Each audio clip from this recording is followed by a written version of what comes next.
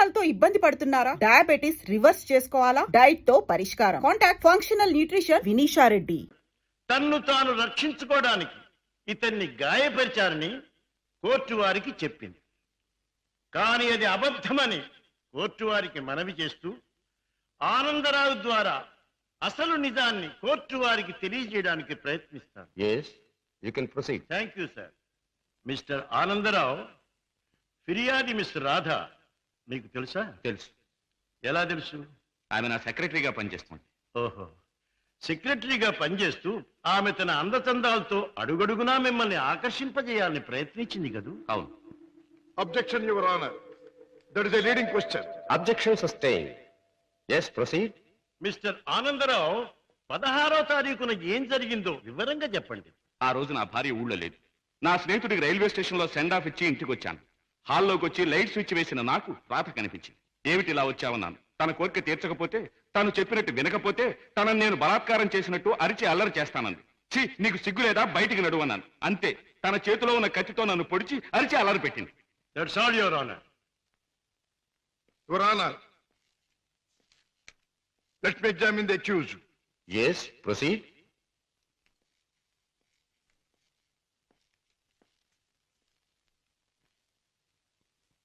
మీ పేరు? ఆనందరావు. గుడ్. అందమైన పేరు. ఇటువంటి మంచి పేరు పెట్టిన మీ తల్లిదండ్రులను అభినందించాలి. 16వ తేదీన మీరు మీ స్నేహితుడికి సెండ్ ఆఫ్ ఇవ్వడానికి స్టేషన్కి వెళ్ళారు. అవును. మీ స్నేహితుడి పేరు? అరుణగిరి ప్రసాద్. Very good. ఇది అంతకంటే అందమైన పేరు. ఏ ట్రైన్కి పంపించొచ్చారు? Hyderabad express. Hyderabad express. Very good. మీ స్నేహితుడు కూడా మీలాగే భాగ్యవంతుడై ఉండాలి. Of course, he's a millionaire. అయితే ఫస్ట్ క్లాస్ లో ట్రావెల్ చేసి ఉండాలి. ఎస్. మీరు స్టేషన్ నుంచి తిన్నగా ఇంటికి వెళ్ళారా లేక? తిన్నగా ఇంటికే వచ్చాను. కారులో? ఎస్.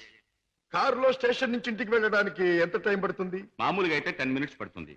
ఆ రోజు ట్రాఫిక్ ఎక్కువగా ఉండటం వల్ల బహుశా 15 to 20 మినిట్స్ పట్టుండొచ్చు. That's all right. పోనీ 20 నిమిషాలు అనుకుందాం. ఓకే.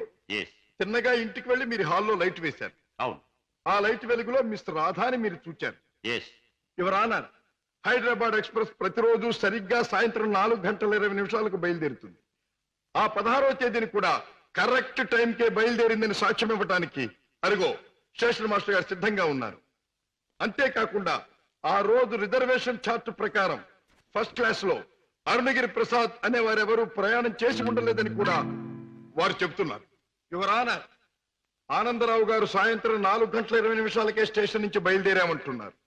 ఒక్క 20 నిమిషాలకే ఇల్లు చేరామంటున్నారు. మరి పట్టపగల ఆ లైట్ ఎందుకు వేయవలసి వచ్చిందో అది వారికే తెలియాలి. పైగా ఆ 16వ తేదీన వారు నివసిస్తున్నటువంటి గాంధీనగర్ ఏరియాలో ట్రాన్స్ఫార్మర్ రిపేర్ కోసం పవర్ షట్ డౌన్ చేయబడిందని, తిరిగి రాత్రి 8 గంటలకే పవర్ రెస్టోర్ చేయబడిందని సాక్ష్యం చెప్పడానికి electricity board, repairs and maintenance department వారు సిద్ధంగా ఉన్నారు. ఆనందరావు గారు లైట్ వేసామంటారు, డిపార్ట్మెంట్ వారు పవర్ లేదంటారు. ఒక్క మాటలో చెప్పాలంటే యువర్ ఆనర్, ఆనందరావు చెప్పే ఏ ఒక్క మాట కూడా నిజం కాదు. అరిటాకు వెళ్లి ముళ్ళు మీద పడ్డా, ముళ్ళు వెళ్లి అరిటాకు మీద పడ్డా జరిగే నష్టం అరిటాకుకి. ఆ అరిటాకు లాంటిదే ఆడదాని జీవితం. ఎన్ని అవమానాలైనా భరిస్తుంది గాని ధైర్యం చేసి కోర్టుకెక్కి అల్లరిపాలు కాదు. ఆనందరావు లాంటి ఎందరో శ్రీమంతుల హీన కృత్యాలకు బలైన ఎందరో అబల ప్రతినిధిగా ఈనాడు ధైర్యం చేసి కోర్టుకొచ్చిన నా క్లయింట్ మిస్ రాధాదేవిని అభినందించక తప్పదు. ఈ ఆనందరావు లాంటి చీడ పురుగుల్ని కోర్టు వారు కఠినంగా శిక్షించాలి. ఆనందరావు మీద మిస్ రాధ తెచ్చిన అభియోగం అబద్ధమని నిరూపించడానికి ఆనందరావు చెప్పినదంతా కల్పనగా నిరూపించడమైనది. కనుక ఆనందరావుని నేరస్తుడిగా ఎంచి ఐపీసీ 354 సెక్షన్ క్రింద 3 నెలల జైలు శిక్ష, 2000 రూపాయల జరిమానా విధించడమైనది. సక్సెస్, మనకి గ్రాండ్ సక్సెస్. నిజంగానా? I very happy. అవునమ్మా, మన వాదనతో పీపీకి మతిపోయింది, జడ్జికి మాట పోయింది, అవతల పార్టీ ఓడిపోయింది. రావయ్య, అన్నయ్య తన మొదటి కేసులో గెలిచాడు. చాలా సంతోషం బాబు. నా చేతుల్లో పసివాడిగా ఆడుకున్న నువ్వు ఇంత పెద్ద లాయర్ అవ్వడం నాకెంతో ఆనందంగా ఉంది బాబు. రామయ్య, ఈ కేసు గెలవటానికి ముఖ్య కారణం ఏంటో తెలుసా? కళకళ్ళాడే ఫేస్ తో మా పద్మ నేను కోర్టుకు వెళ్ళేటప్పుడు శకునం రావడం. అందుకే మా చెల్లికి ఒక అందమైన బహుమతి. అబ్బా, చీర చాలా బాగుందన్నయ్య. అమ్మా, నువ్వు ఇలాగే శకునం వస్తూ నేను ఇలాగే కేసులు గెలుస్తూ ఉంటే ప్రతిసారి నీకోసారి. థ్యాంక్ యూ అన్నయ్య, థ్యాంక్ యూ. అన్నట్టు నీతో చెప్పడం మర్చిపోయాను. ఏమిటి? రేపు ఉదయం 10 గంటల నుంచి ఈ ఇల్లంతా చాలా సీరియస్ గా గంభీరంగా మారిపోబోతుంది. అయితే రేపు డాడీ వస్తున్నారన్నమాట. అవునన్నయ్య, లండన్ ట్రిప్ ముగించుకుని రేపు మార్నింగ్ ఫ్లైట్ కోసం ఫోన్ చేశారు. రేపు వస్తారు. మళ్ళీ 4 రోజుల్లో ఏదో వ్యాపారం పనులంటూ మరో దేశానికి పెడతారు. ఏమిటో ఈ వ్యాపారం పనులు, విమాన ప్రయాణాలు లేని డాడీకి ఏమీ తోచదు.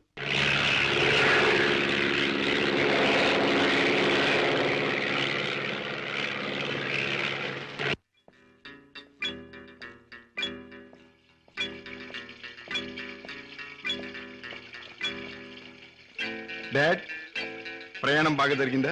బాగానే సార్. ఏం ప్రాక్టీస్ ప్రారంభించావా? ఎస్ డాడీ, 10 రోజులైంది. పెద్ద బజారులో ఫ్లాట్ తీసుకుని ఆఫీస్ ఓపెన్ చేశాను. నేను ఫస్ట్ టేకప్ చేసిన కేసు నిన్న కోర్టులో బ్రహ్మాండంగా వాదించి గెలిచాను. అందరూ ఆశ్చర్యపోయారు. ఈ శశిభూషణ్ రావు కొడుకు ఓడిపోతే ఆశ్చర్యపడాలి. గెలవడం గొప్ప విశేషం కాదు రాజా. ఒక్క కేసు గెలవడం కాదు, నువ్వు వేసే ప్రతి అడుగులోనూ విజయం ధ్వనించాలి. నువ్వు వెళ్లే ప్రతి దారిలోనూ సక్సెస్ మారుమోగాలి. That is my wish and ambition. Daddy, breakfast వస్తారా? ఇప్పుడే కాదు, యూ క్యారీ ఆన్.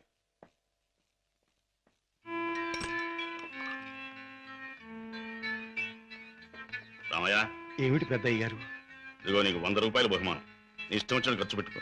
అయ్యగారు, నేను ఇప్పుడు ఆనందంతో పొంగిపోతున్నానయ్యా. ఎందుకో తెలుసా? నా కొడుకు తన మొదటి కేసు గెలిచి తన ప్రతిభ నిరూపించుకున్నాడు. I'm very proud of him. కూటి కోసం కోటి విద్యలు. ఏ వ్యాపారం తలపెట్టినా కళ్ళ ముందు కటకటాలు కనిపిస్తున్నాయి. ఈ దొంగ రాముడు బ్రతికింతేనా? బాబాయ్, డ్యూటీ టైం అయింది.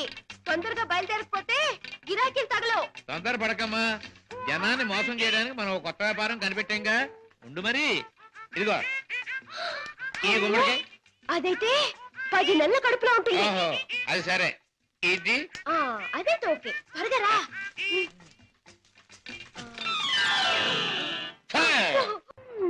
మంచి గిరాకీలాగుంది. అయ్యో, కారాపడు బాబు, కారాపడు బాబు. ఏమిటమ్మా, ఏం కావాలి? అబ్బా, నిండు నెలల మనిషిని బాబు. అబ్బా, హాస్పిటల్ నుంచి వస్తున్నాను. 2 మైళ్ళ అవతల మా అయ్య నా కోసం కాసుకుని ఉంటాడు. అక్కడికి తీసుకెళ్ళండి బాబు, మీకు పుణ్యం ఉంటుంది. అలాగేనమ్మా, రా ముందు కూర్చో. అబ్బా, జాగ్రత్త జాగ్రత్త జాగ్రత్త. అమ్మా, అయ్యో. ఏమిటి అలా కడుపు పట్టుకుంటున్నావు? జారిపోతుందేమోనని. అదే బాబు, నేను జారి పడితే లోనున్న బిడ్డకి దెబ్బ తగలకుండా. ఎన్నో నెల? ఇది జనవరి కదా బాబు, అంటే 1వ నెల. ఏమిటి, 1 నెలకు అంత కడుపా? ఏ కడుపా? కడుపుకి 9 నెలలు బాబు. మీరు అడిగింది దీన్ని గురించి అనుకోలేదు బాబు. ఇది నిక్కర్చైనా 9 నెలల కడుపే బాబు. అది సరే, మీ ఆయన ఏం చేస్తుంటాడు? ఇదిగో ఇట్టా కడుపు చేస్తుంటాడు. ఆ పైన దేశాల పట్టు తిరుగుతుంటాడు. మొదలష్టపోడు. ఎందుకైనా అలా తిడతావు? చక్కగా గుమ్మడి పండు లాంటి బిడ్డలు. గుమ్మడి పండు అంటున్నారు, మీకెలా తెలుసు? చూస్తుంటే తెలవడంలా. ఏది ఏమైనా ముద్దుగా బొద్దుగా ఉండే బిడ్డలు కంటాను బాబు, కంటాను. అదిగో ఆ పక్కన ఆపండి, మా అయ్య అక్కడున్నాడు. ఓకే, ఇక్కడే ఇక్కడే. అయ్యా! అమ్మా సీత, నా తల్లే. అయ్యా, ఈయనయ్యా, ఈ మనిషే. ఏ బాబు, నా కూతురు ఎంత దూరం తీసుకొచ్చింది నువ్వేనా నాయనా? నేనేనండి.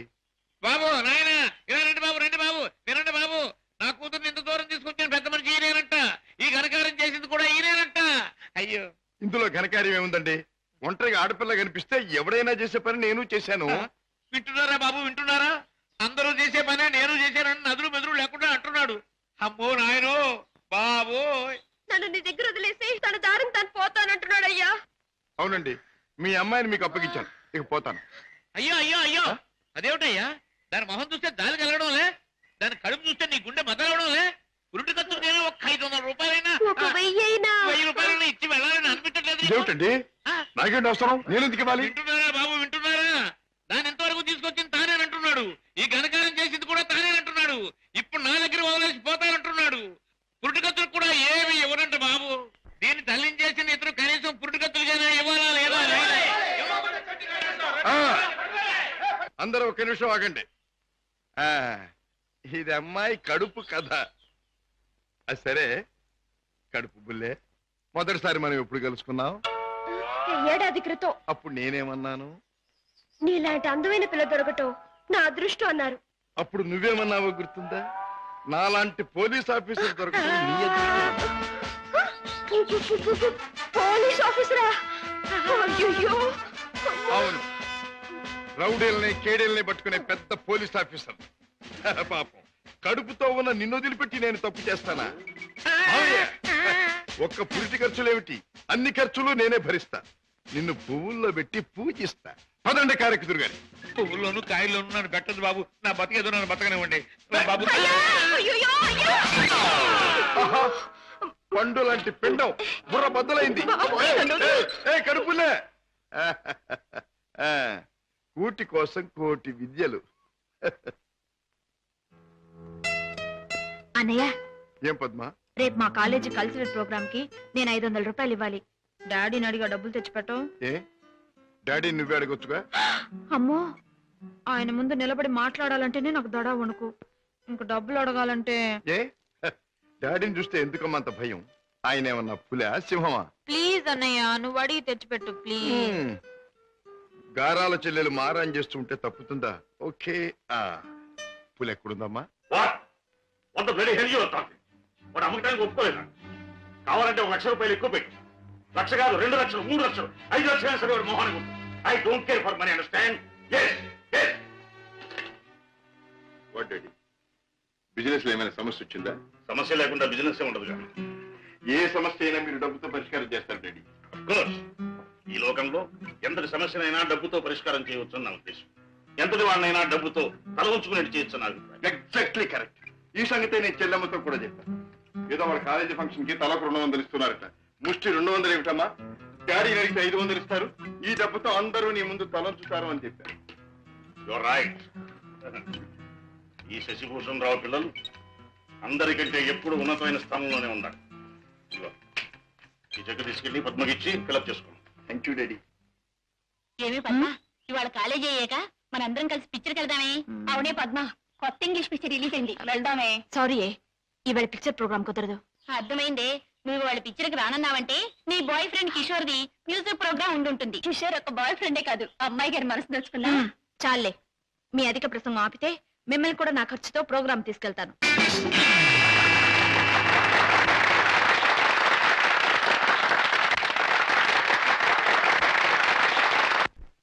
కిషోర్, నేను ఈ పాట విన్నప్పుడల్లా నన్ను నేను మర్చిపోయి కళల్లో తేలిపోతూ ఉంటాను.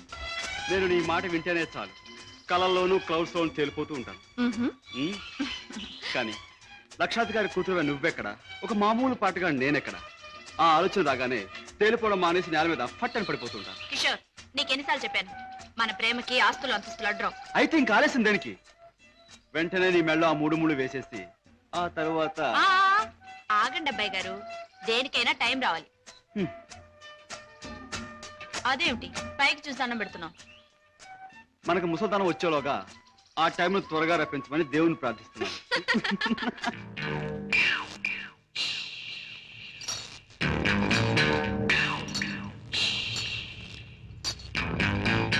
ఆ సూపేటపే కొరమేలాగా కొరకొర సుత్తా ఈతు సాప్ అయిపోదు. పెద్దయ్య గారు ఇంట్లో ఉన్నారా? ఉన్నారు, చెప్పొస్తాను. నువ్వు చెప్పొచ్చినాక నేను ఉండాలా? ఈ రౌడీ నాగులు కోపం వచ్చిందంటే స్పేగులు తోడేయగలడు. ఏండ్రకైనా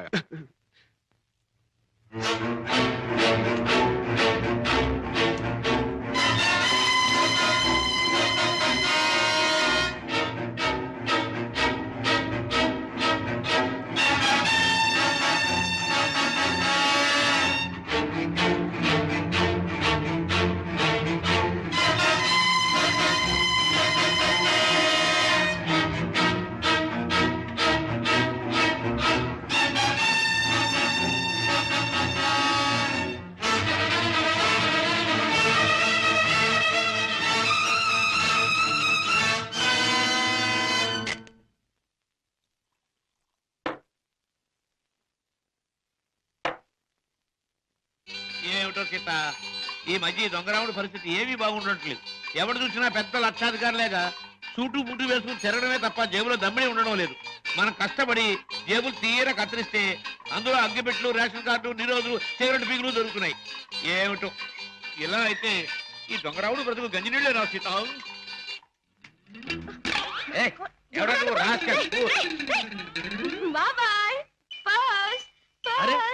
వాడి పర్సు నువ్వు కొట్టేసావా? ఇదిగో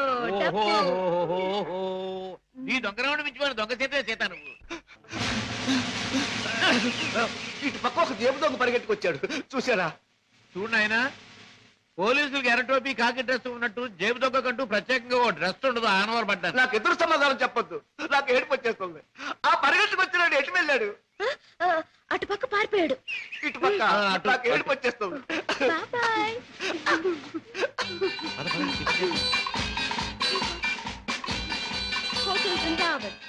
ఇక్కడ చికెన్ బిర్యానీ చాలా బాగుంటుంది. వదలండి బాబు, వదలండి బాబు, కావాలంటే తిన్నది ఆగండి. ఏమిటి, ఏం జరిగింది? మీ వంటకు వచ్చిన వాళ్ళు ఎలా ఊపుతారా? ఊపడం కాదు, నా అర్థం కదయ్యా. హోటల్లో తిని బిల్లు కొట్టిన వాళ్ళు ఈ మురుక్కారులో పారేస్తారు. పాపం ఏడు చేత బిల్లు ఎక్కొట్టే వాళ్ళని మురుక్కారులో కాదు, సముద్రంలో పారేయండి. ఇదిగో నేను 1, 2, 3 చెప్తాను, వీళ్ళు అందులో పడేయండి.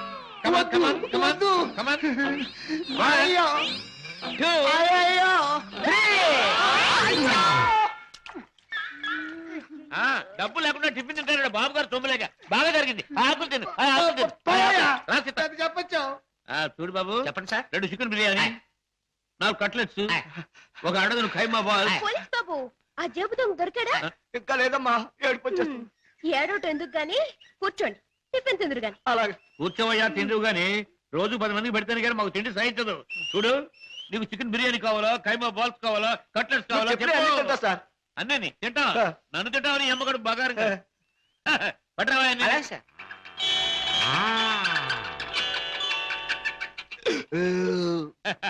ఏం పోలీస్ బాబు, ఏం పవర్ఫుల్ గా రావడం లేదు? ఇంకో ప్లేట్ ఏమైనా కొడతావా? వద్దు బాబు, ఎక్కువ తింటే ఏడుపు వస్తుంది. బేరర్, బిల్లు తీసుకుని అరటిపళ్ళు కిళ్ళలు పట్టరా. అలాగే సార్. సీత, నువ్వు బిల్లు చేసి 5 రూపాయలు టిప్ కొట్టు. ఏంటయ్యా బాంబు చూసి భయపడ్డట్టు అలా భయపడిపోతావు? ఈ పరసలు ఆది ఇందాక ఆ జేబు దొంగ కొట్టేసి పారిపోయాడు. ఆహా, దేవుడు దయామయుడు, నాది నాకు అప్పచెప్పాడు. ఆహా, ఇప్పుడు నాకు నిజంగా నవ్వు వస్తుంది. నాకు ఏడుపు వస్తుందయ్యా. వస్తా వస్తా.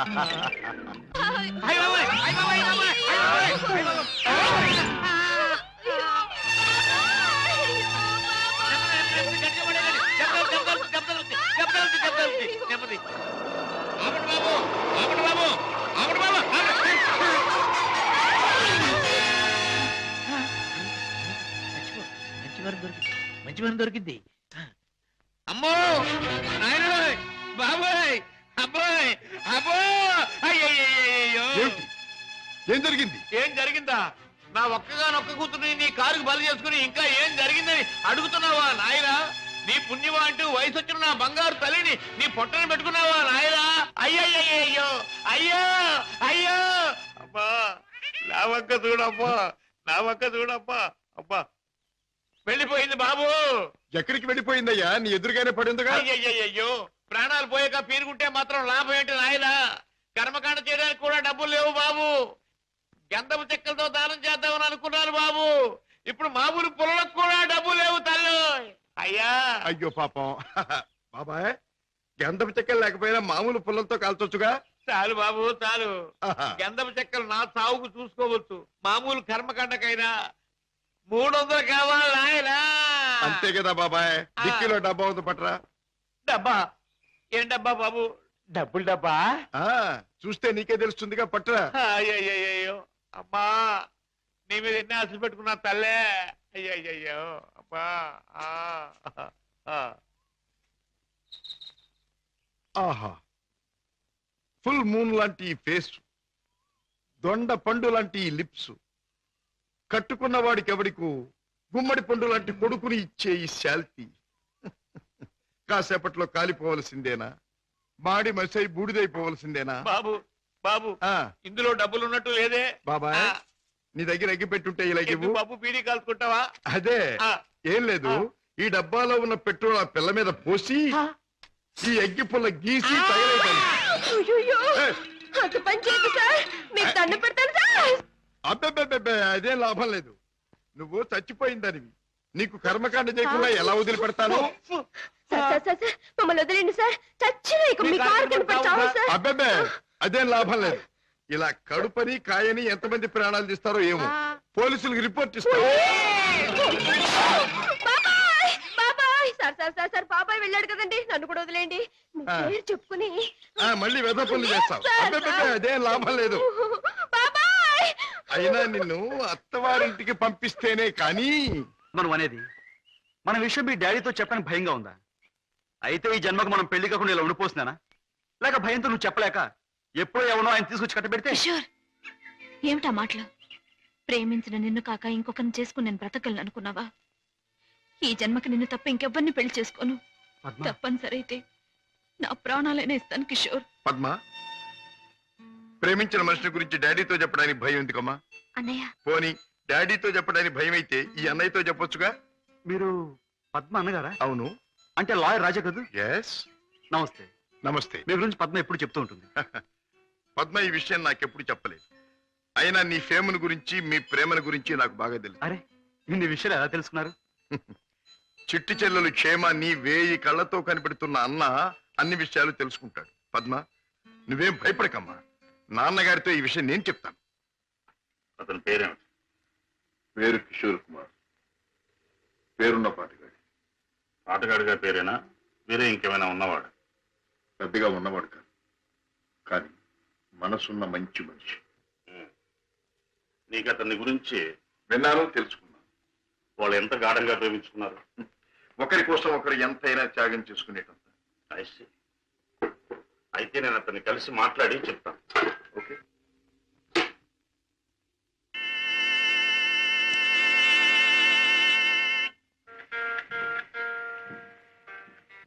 మే I come in? Please come in. You are mister Kishore, I suppose. మీరు? I'm Shashibhushan Rao, multimillionaire, business magnate and Padma's father. నమస్తే. మీరు ఇలా వచ్చినందుకు చాలా సంతోషంగా ఉంది. ప్లీజ్ కూర్చోండి సార్. ఎక్కడ కూర్చోవాలి? మా ఇంటి నౌకరు కూడా కూర్చోడానికి సందేహించే ఈ సోఫాలోనా? మా కారు డ్రైవర్ కూడా కూర్చోడానికి ఇబ్బంది పడే ఈ కుర్చీలోనా? ఎక్కడ కూర్చోవాలి? ఆల్ రైట్, నిలబడే మాట్లాడతాను. నువ్వు మా పద్మని ప్రేమించావట కదూ? తను కూడా నన్ను ప్రేమించింది. I see.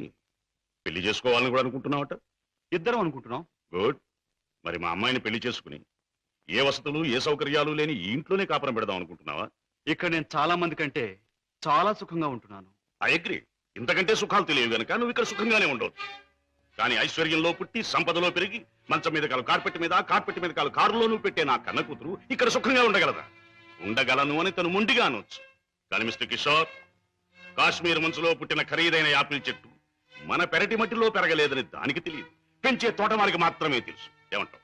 మహారాజు కూతురైన సీత కట్టుకున్న వాడితో కారడవులో బ్రతికింది అంటాను. చూడు కిషోర్, ఒక్కడే రాముడు ఉంటాడు, ఒక్కతే సీత ఉంటుంది, ఒక్కటే రామాయణం. అందరూ రాముళ్ళు కారు, అందరూ సీతలు కారు, అన్ని జీవితాలు రామాయణాలు కారు. అంతేకాదు, ఆనాటి సీతకు అడవిలో ముందెదురయ్యే కష్టాలు, రావణాసురుడు సంగతి తెలియక వెర్రి తల్లి వెళ్ళింది. ఆమె జీవితం చదువుకున్న ఈ కాలపు ఏ ఆడపిల్ల అడవిలోకి అడుగు పెట్టదు. పెట్టబోయినా కన్న తండ్రి అడ్డుపడతాడు. అంటే మీరు మా పెళ్లికి ఒప్పుకోనంటారా? ఏ, నన్ను ఒప్పించగలనంటావా? ప్రేమకు అర్థం మీకు తెలిస్తే. ప్రేమ ప్రేమ ప్రేమ మాటలు వచ్చే రోజుల్లో ప్రతి పసిపిల్లవాడు మొదటిగా మాట్లాడే మాట అమ్మ అయితే, గడ్డాలు వచ్చే రోజుల్లో ప్రతి అడ్డమైన వాడు మాట్లాడే మొదటి మాట ఈ ప్రేమ. అర్థం లేని కథలు, వ్యర్థమైన సినిమాలు చూసి ప్రేమ గొప్పదనే ప్రతి వాడికి ఒక అమ్మాయిని అంటగట్టి ఎడార్లో వదిలిపెడితే ఒక్క రోజులో అంటాడు ప్రేమ కంటే అన్నం ముఖ్యం అని. చూడు కిషోర్, ఈ లోకంలో అన్నం కావాలన్నా, ఆనందం కావాలన్నా, సుఖం కావాలన్నా, సంతోషం కావాలన్నా కావాల్సింది డబ్బు అని నా అభిప్రాయం. అందరం ఎక్కించి తిప్పిన నా కూతుర్ని నీకు కట్టబెట్టి అగాధంలోకి తోయకూడదన్నా నిర్ణయం. అండ్ రిమెంబర్ వన్ థింగ్, ప్రేమకి అర్థం నాకు బాగా తెలుసు. అందుకనే నేను ప్రేమించే నా కూతుర్ని నీకిచ్చి పెళ్లి చెయ్యను. బాయ్.